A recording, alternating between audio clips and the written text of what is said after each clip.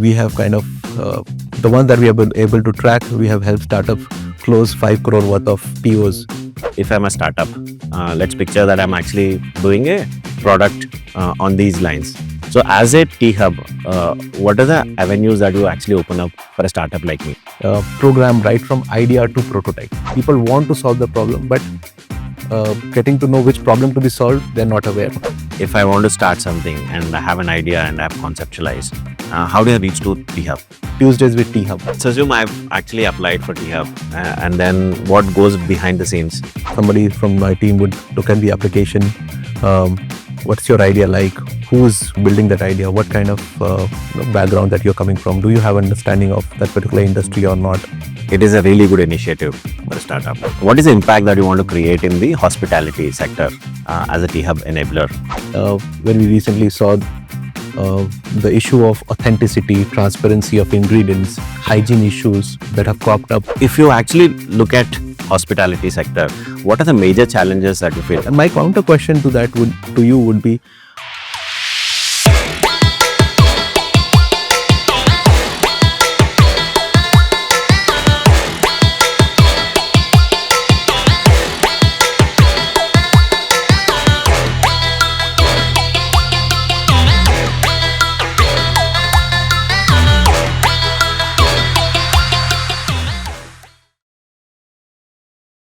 Welcome to Clubr Pod. Today we have Vijay, Senior Director of Startup Innovation from T-Hub.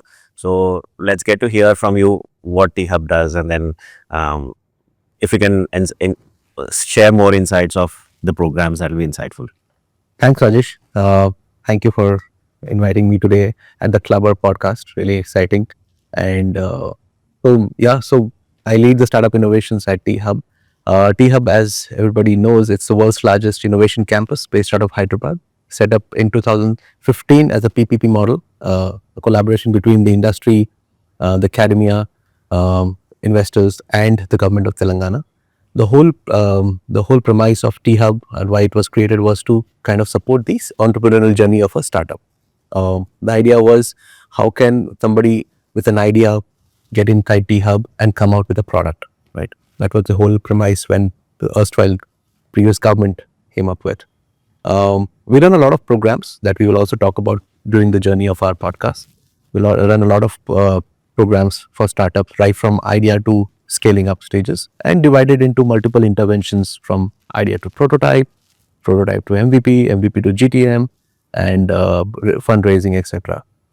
We are also an incubator of incubators, where we have supported initiatives like Atal Incubation Center, which is inside T-Hub.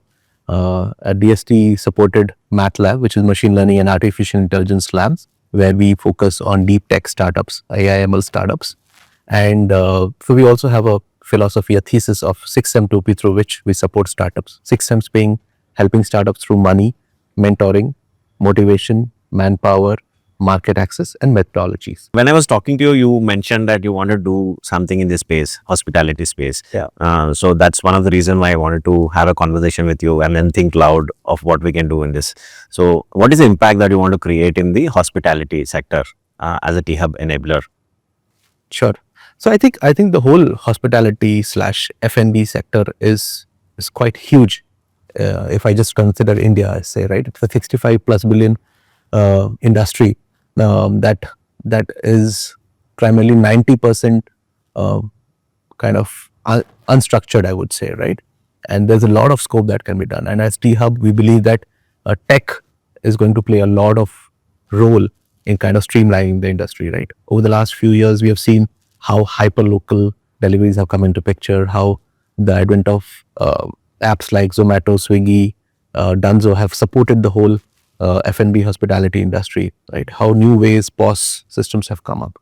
There are certain things that still needs to be solved, and I believe when we recently saw the issue of authenticity, transparency of ingredients, hygiene issues that have cropped up, not just in new restaurants, but traditionally famous restaurants that people have put their trust on. How can we bring that trust back into the system?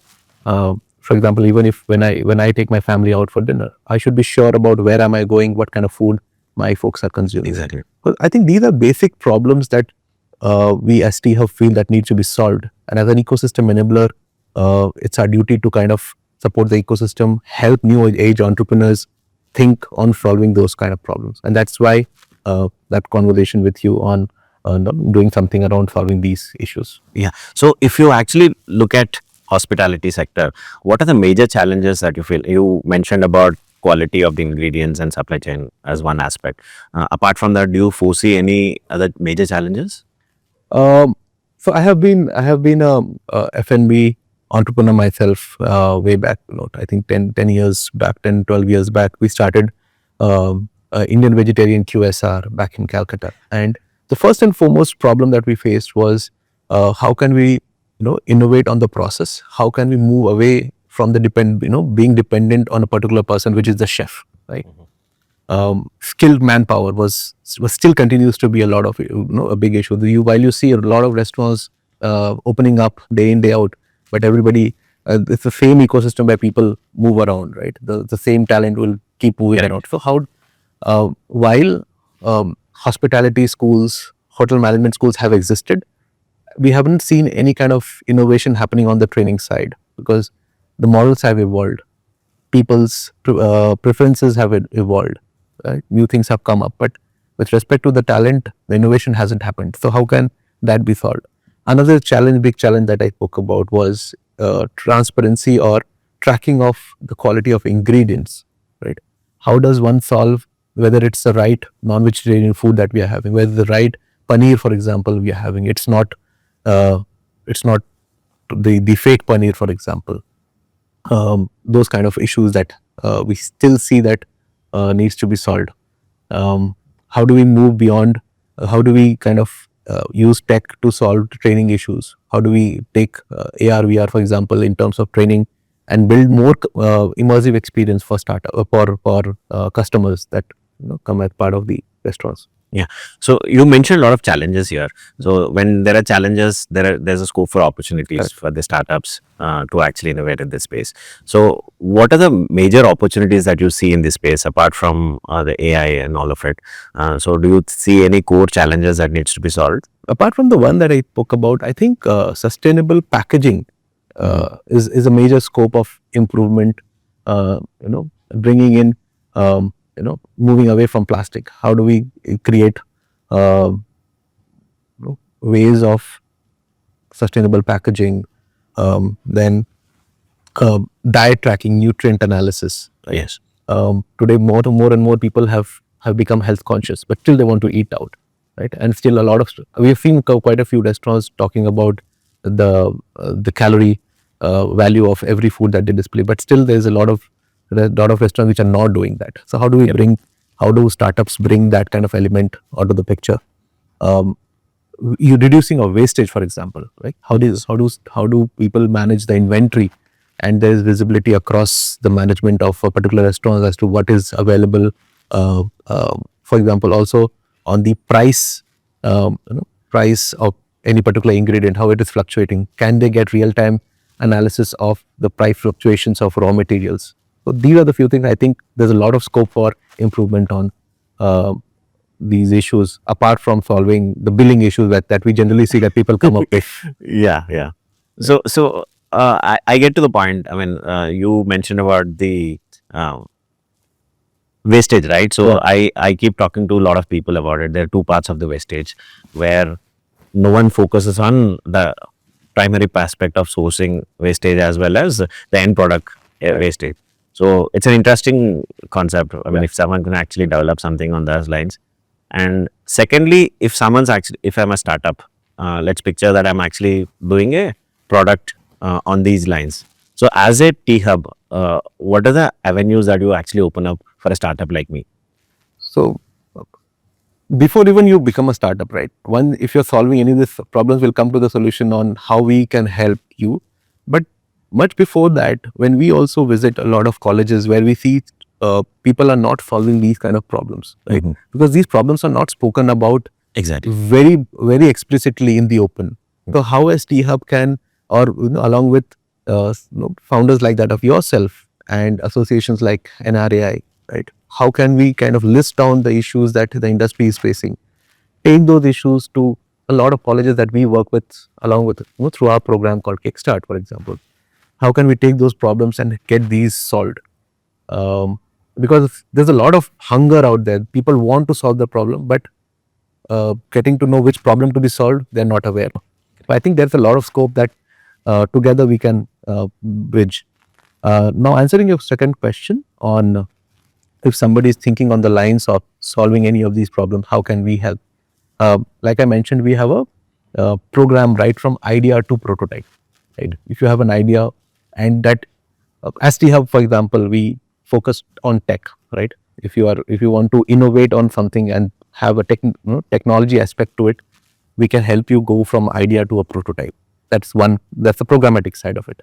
Non-programmatic side of it is where we bring the whole ecosystem together of people who are experts, mentors per se, people who are customers. For example, if you're creating a solution for a restaurant, we have a lot of network in the restaurant business where a lot of restaurant owners from Hyderabad and other parts of the country, they kind of work with us and they are part of our network.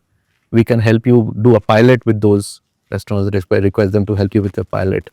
Uh, Plus, at the same time, if you have created something in tech and want to raise capital, that is where we also kind of play an intervention, role in helping you reach out to the right investors, not just investors, but the right investors who have the right mindset and have been putting money in the F&B industry. So these are a few things through which we can kind of help Yeah. So if we go back slightly, I mean, if I want to start something and I have an idea and I've conceptualized, how do I reach to the hub? very simple through our website. You can directly ping me on LinkedIn. We are very much approachable. At times we the response might get delayed, but we do something called Tuesdays with T Hub, where anybody and everybody is allowed to walk inside T Hub, talk to anybody from my team, understand what are the programs through which T Hub can help. There's a community email ID through which they can send out their request of share their idea, share us what they are building.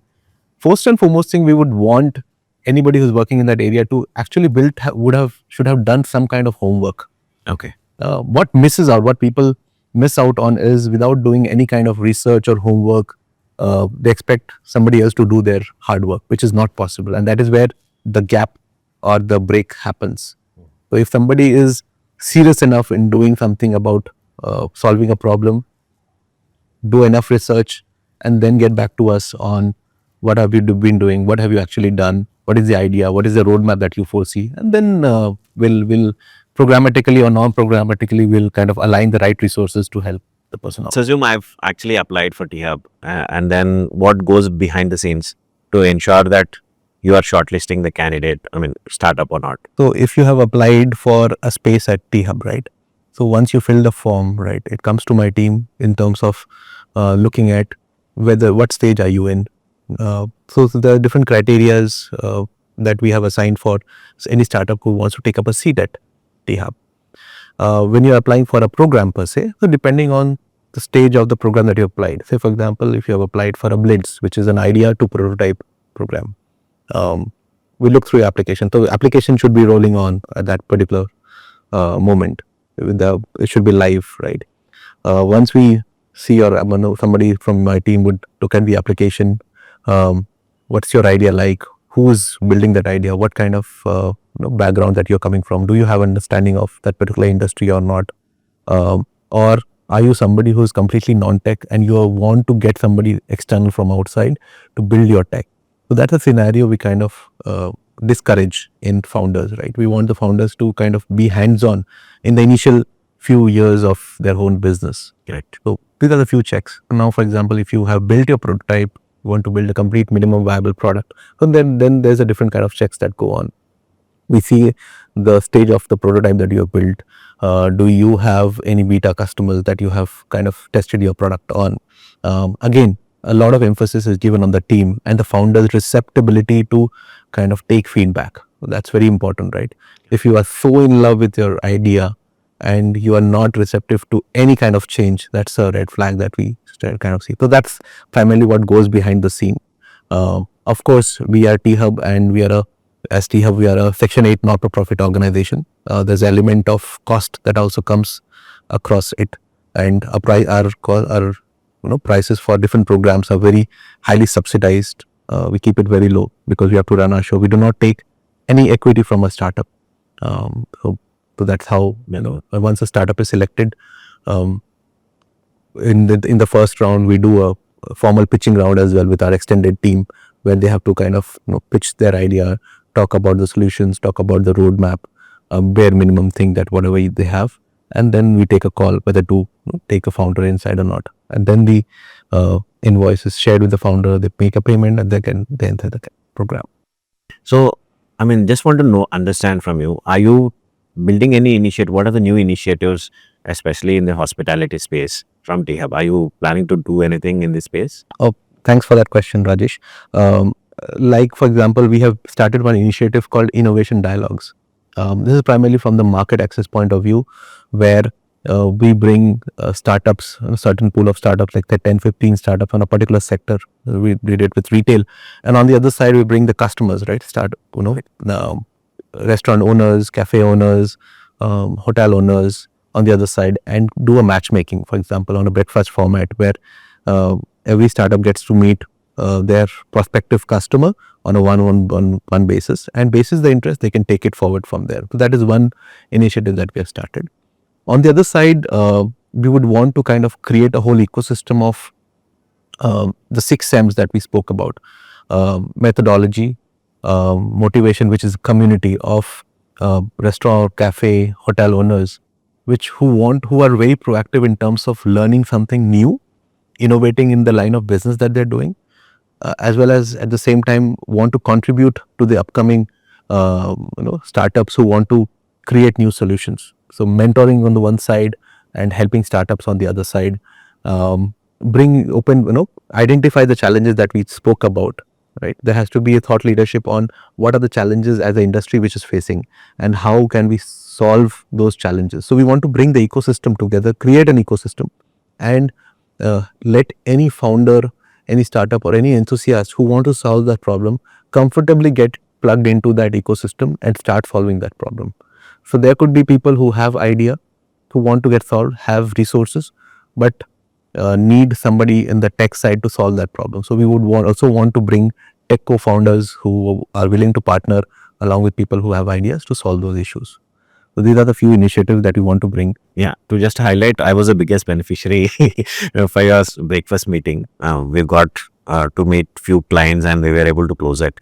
So it is a really good initiative for a startup. Thanks, Rajesh. And my counter question to that would be, we spoke about about the initiatives that T Hub does and how we are helping founders. What else do you think that you work on to scale up the kind of impact that we are making, or what we could have done differently to kind of extrapolate the impact that we could have created for you? I think, see, that was a right format for any startup to get a conversation, because if you look at hospitality aspect of it, the venue owners are, I mean, it's a very slow market. I mean, as a startup, it's very difficult to penetrate in this space. So getting the introduction was a right space, because we are actually directly dealing with the decision maker. I think the range of people that you can actually bring in would make a lot of sense and would create a much bigger impact, because it was combined with retail. If it could happen exclusively with hospitality, then it would have been a different league altogether, especially for startups like us, where we are desperate to connect with the decision makers. All right. So that is the only feedback that I have. Otherwise, it was very smooth and the follow-up was there, and then the connections were smooth. We've given enough time to interact with them. So it was really kind of a game changer for us in terms of meeting these decision makers. So typically, how much time would it take for you to, say, without T Hub, for example, how much time would it take for you to reach out to a decision maker had we were not there in the scene? See, the timeline for a closing a venue is, if it's a restaurant, is different from live music venue. Live music venue is somewhere around whatever our analysis, it's close to about 45 days. When we actually start from initiation to closure, because live music owners are different and their perspective is different towards it. If it's a restaurant, probably it will be slightly quicker, because it will be 30 days, because you are interacting with the manager, and then there are multiple layers to pass. Correct. So at the T Hub, it was actually instantly where we are connecting with the decision maker or the owner, Correct. and we were able to clearly articulate what are the problem areas that we are solving to them, right? So it kind of killed almost 30 days of timeline for us to actually acquire a new client. So if it can happen at a much bigger scale, like instead of actually having only a handful of people, if it can happen at a much bigger scale, then it would be a perfect matchmaking for the startups as well as when restaurant owners. Sure. Because when I spoke to them in that day, they never know that something like this existed, because by the time they get to hear, there are multiple filters. Right. So the information is not translated properly to them. So I think it would be definitely a much bigger initiative if you can think on those lines and build something. No, I totally echo with you. I mean, when I was doing my own startup, when we were in the stages of doing a primary research as to why do we want to solve this problem, we did a thorough LinkedIn search to find out somebody who's done that in the past, and how do we find the right mentor. There was no ecosystem that existed back in 2012, and it took us like 3 months to find out the right person who we can talk to. I'm glad that we could have, with initiatives like what we run at T Hub, we can reduce that whole timeline from 3 months to say 3 days, or possible, or lesser than that. But yeah, I think that's a great feedback. We'll definitely want to kind of further streamline, because we did that as retail, and we wanted to see how it goes. It's also in a very initial stages that we have just started. In fact, in the last 1 year, we have kind of the ones that we have been able to track, we have helped startups close 5 crore worth of POs. Yeah, that's incredible. In the last 1 year of our market access tracking of the data. There's a lot of data which we haven't tracked. The numbers are much larger than what I'm saying. Yeah, so let's get to the position of venues. I mean, we've always talked about startups. If you actually look at a venue standpoint, one rudimentary question from my side, it could be silly, but if I'm starting a venue, and if I approach a T Hub for an incubation, do you guys do it? If you can help me understand what do you mean by if you're starting a venue mean? If I'm starting a restaurant or a live music venue, I see. and I wanted some kind of an incubation from you to get access or anything like that. So do you accept it, or you are only limited to high innovation technology startups? So if you are creating a venue in your terms, a run of the mill venue with bare minimum innovation, then I think we have very limited scope to play over there. We don't have much to contribute in your journey, and we would not also want to waste your time thinking about that. But if you are a founder who's creating something out of the blue and want to innovate, right, then we can talk. For example, now we would help you kind of look at different aspects of the whole experience creation, right? We spoke about so many problems, right? We would help you scout for startups who are solving certain issues, so that you get a head start the moment you are starting off, right? You don't have to go and look for innovation when you are, so you can be called a innovative venue, for example, and an innovative restaurant or live music center, right?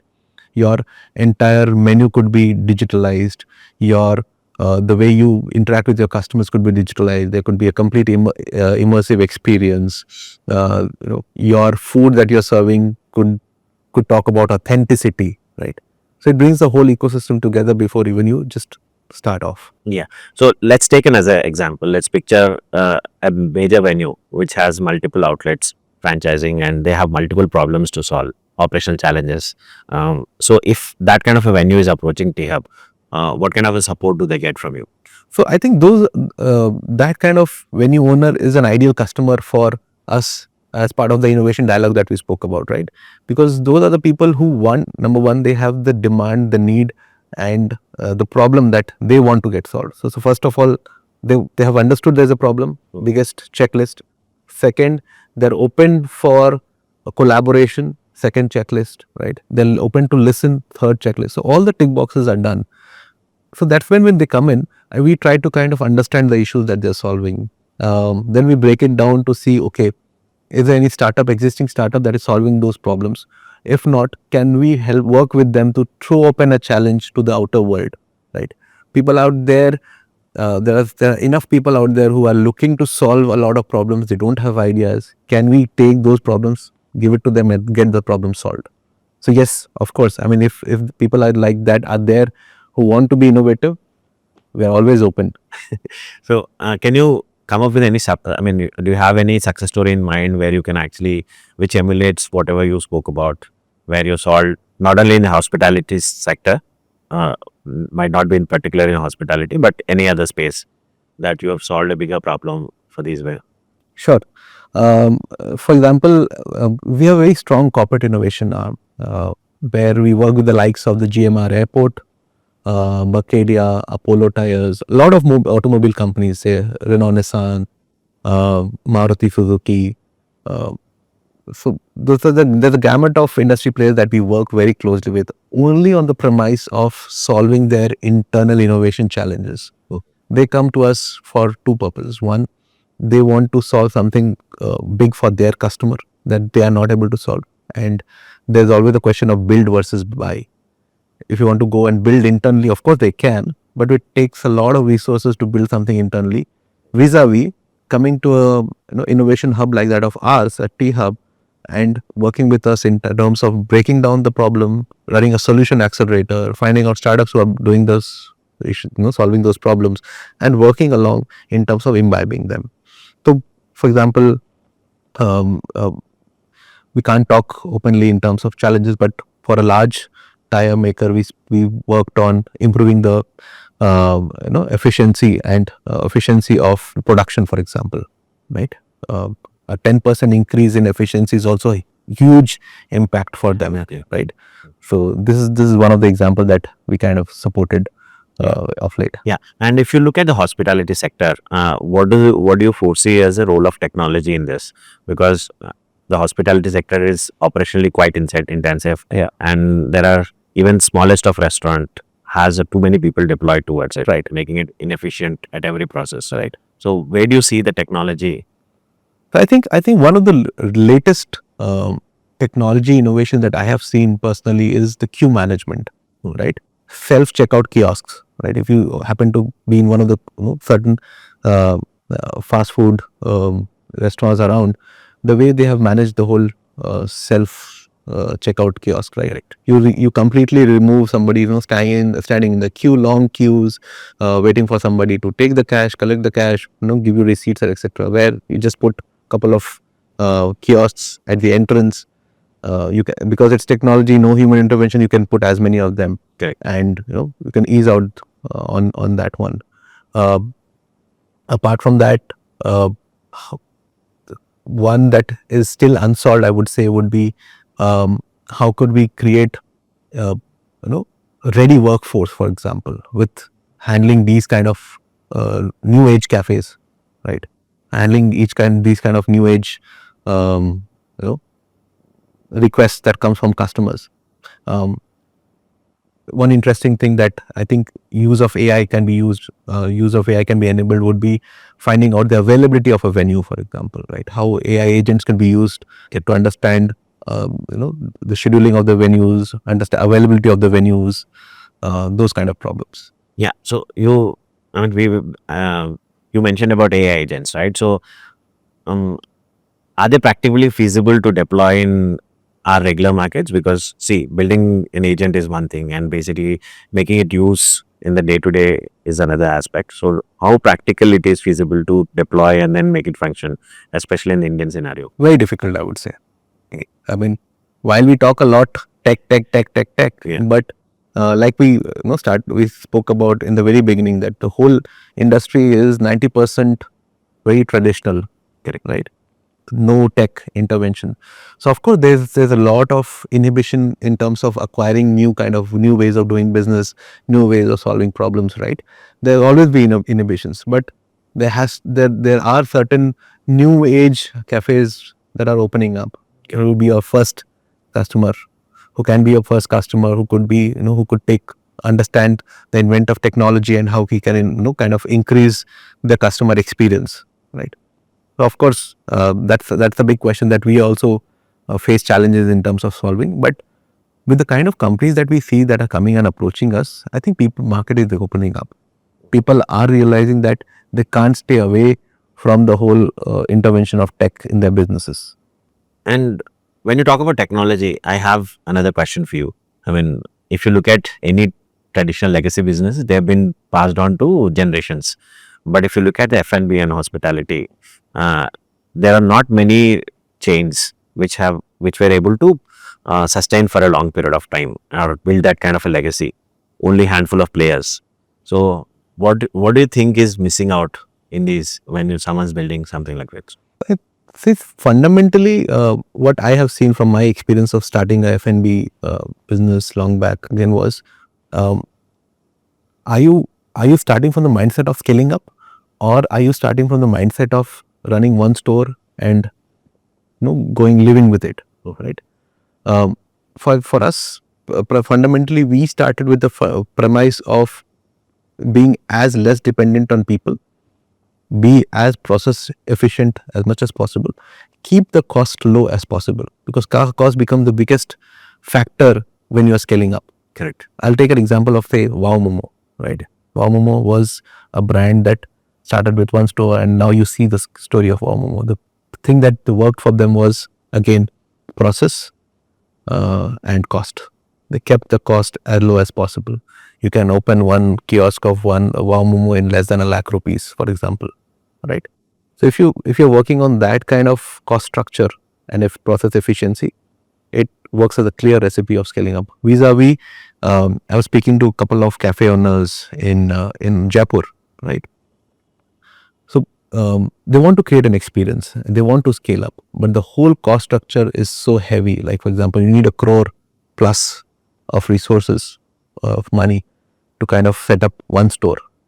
So let's understand, and without even making money in the first few years, right? So getting money in that kind of cost structure from external investors again becomes very difficult for you to scale up.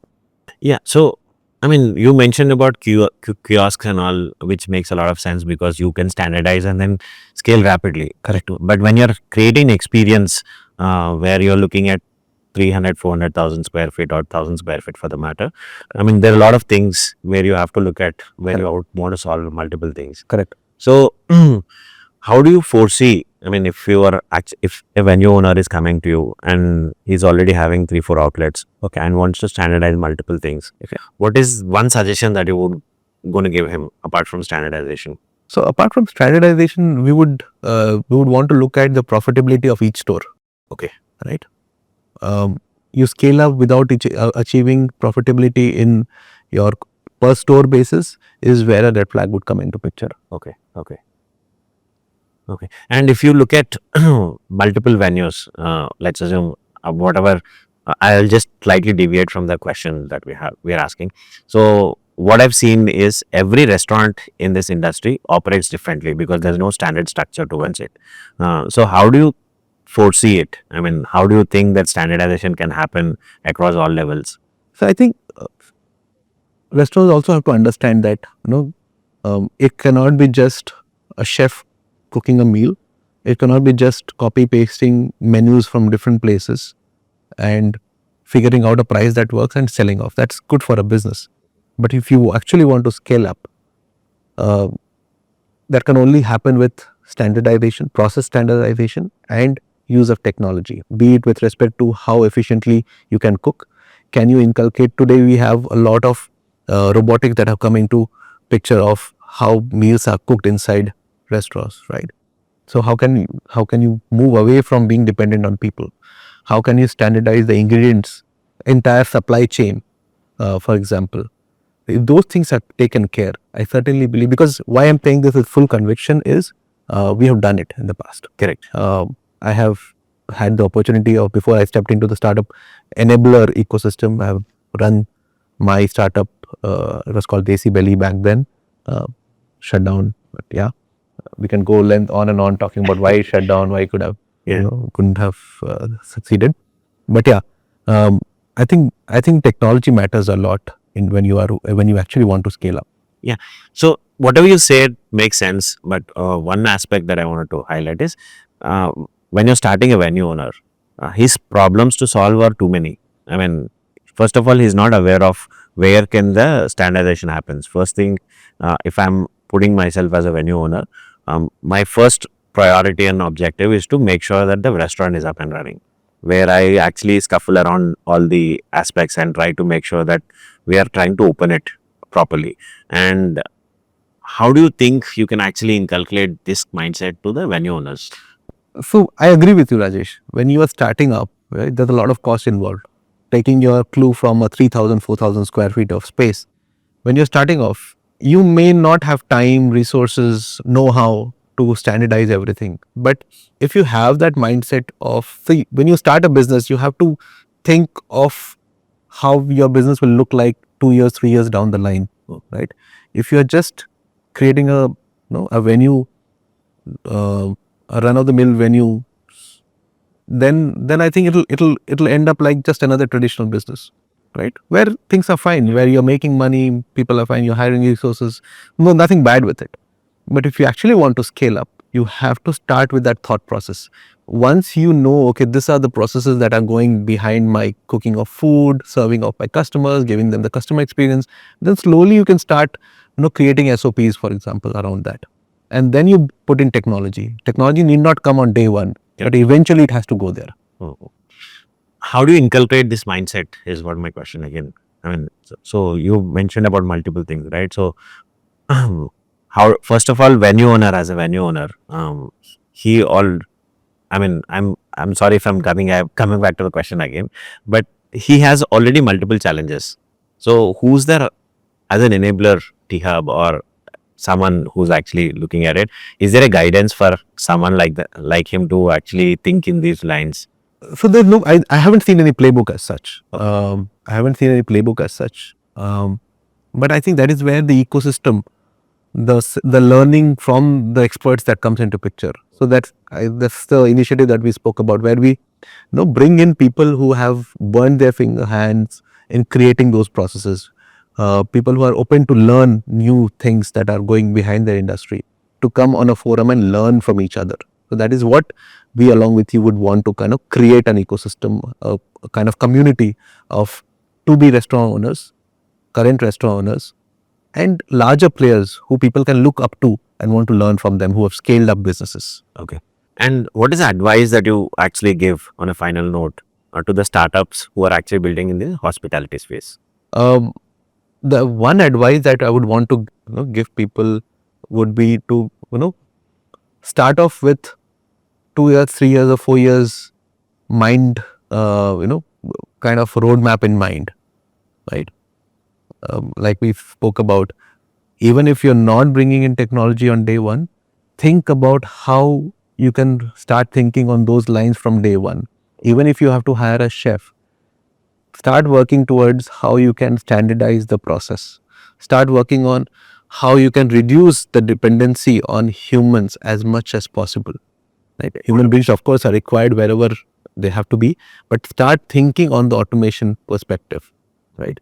The quality of food need not suffer. The customer experience need not suffer. You as a owner or somebody who understands, takes feedback, has to be there, while a lot of work will be done by AI and agents, etc. But start thinking on those lines.